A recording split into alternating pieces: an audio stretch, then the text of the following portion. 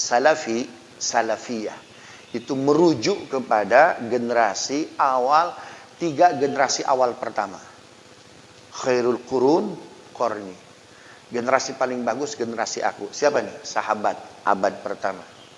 Tsummal ladzina yalunahum, kemudian generasi setelahnya tabi'in, abad kedua. Tsummal ladzina yalunahum, kemudian generasi ketiga, abad ketiga tabi'in. 3 generasi ini namanya salafi. Apa yang maksud dengan gerakan Wahabi? Wahabi itu ada 2. Ada Abdul Wahab bin Rustum. Abdul Wahab bin Rustum ini pecahan dari Khawarij, Pak. Makanya orang-orang Wahabi marah. Orang-orang sekuler menghantam Wahabi Saudi seolah-olah sama dengan Wahabi Abdul Wahab bin Rustum. Abdul Wahab bin Rustum ini, Pak, pecahan dari Khawarij yang membunuh Utsman, yang membunuh Ali bin Abi Thalib tuh, Pak, tuh. Mereka radikal. Ya, dikonstruksi dapat dana, jadilah ISIS, Pak. Ikatan suami istri soleha. Nah, yang Wahabi di Arab Saudi itu Muhammad bin Abdul Wahab. Ulama pergerakan, ulama luar biasa, seorang ideolog yang bekerja sama dengan Ali Saud. Keluarlah dari khalifah Turki Utsmani Ottoman, lalu membuat negara kerajaan Arab Saudi. Muhammad bin Abdul Wahab, gurunya ya Muhammad bin Hayat, dari gurunya 1, Ibnu Qayyim al-Jauziyah 1, Ibnu Taimiyah 1, kemudian Ahmad bin Hambal 1. Paham tidak maksud saya, Pak? Ya, seorang ulama, ini Muhammad bin Wahab ulama besar. Ulama besar.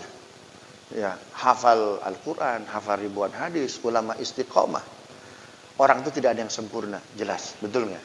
Karena kesempurnaan hanya milik Allah. Di mana kelebihan dakwah Wahabi, Pak? Pada purinitas, menjaga nilai-nilai asli, Pak. Dan itu diakui oleh Bung Karno. Kalau bisa dakwah kalian itu seperti Wahabi, katanya, yang asli murni, Pak. Andaikan Mekah ada di Cinere, Pak, Ka'bah ada di Cinere, waduh. Subhanallah, udah banyak orang naruh jimat, naruh ini. Di Perancis saja yang tingkat edukasinya tinggi, Pak, di mana itu? Menara apa itu? Banyak orang naruh apa itu? Subhanallah, naruh ini agar cintanya abadi itu, Pak, ya. Subhanallah. Padahal bukan Ka'bah, menara Eiffel itu Pak, tuh. Itu Perancis, Pak, apalagi Cinere. Subhanallah. Makanya ada hikmahnya kenapa Ka'bah di mana? Di Arab Saudi itu, Pak. Nah, pada tingkat untuk menjernihkan, ya, membersihkan dari takhayul khulafat bagus. Dan itu diakui oleh Bung Karno dalam buku Di Bawah Bendera Revolusi. Memang ada kekurangan-kekurangan. Akhirnya apa? Di antaranya hal-hal yang dikhawatirkan menimbulkan kemusyrikan di apa itu? Dihabisi semuanya itu, Pak. Termasuk rumah siapa? Khadijah. Jadi apa itu? Nah, itu yang kita sayangkan. Situs-situs bersejarah menjadi hilang. Kan begitu tuh, ya. Nah, yang gerakan Muhammad bin Abdul Wahab ini, beliau gurunya memang tidak ke kanan, tidak ke kiri. Lurus tuh, Pak. Paham nggak maksud saya? Pada saat yang bersamaan, Imam Hanafi, Imam Malik, Imam Syafi'i, Ahmad bin Hambal, gurunya di tengah ada, di kanan ada, di kiri ada. Kanan betul ada, kiri betul ada, banyak tuh, Pak.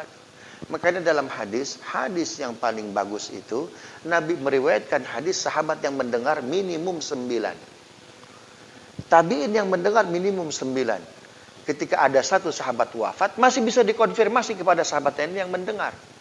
Betul nggak? Tapi kalau gurunya 1, Pak, cuma dapat 1 perspektif. Ya, cuma dapat 1 perspektif. Kita tidak boleh mengklaim paling benar, Pak. Orang lain paling salah, itu nggak boleh. Begitu. Tapi memang ada kelebihan dari Wahabi. Kalau hadis dia sahihkan, ya tahrijnya memang kuat tuh, Pak. Hadis yang disahihkan oleh Salafi memang sahih. Ya, memang kekurangannya itu agak kurang bisa melihat yang disahihkan oleh siapa? Ulama-ulama yang lain. Ini perlunya kita duduk bareng, Pak. Ini perlunya kita untuk bermusyawarah melaksanakan majelis ilmi.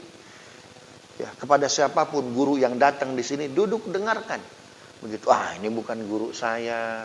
Ini channelnya bukan sekian AM, sekian FM. Itu nggak boleh tuh Pak. Duduk siapapun. Ya, harus didengarkan. Begitu ya.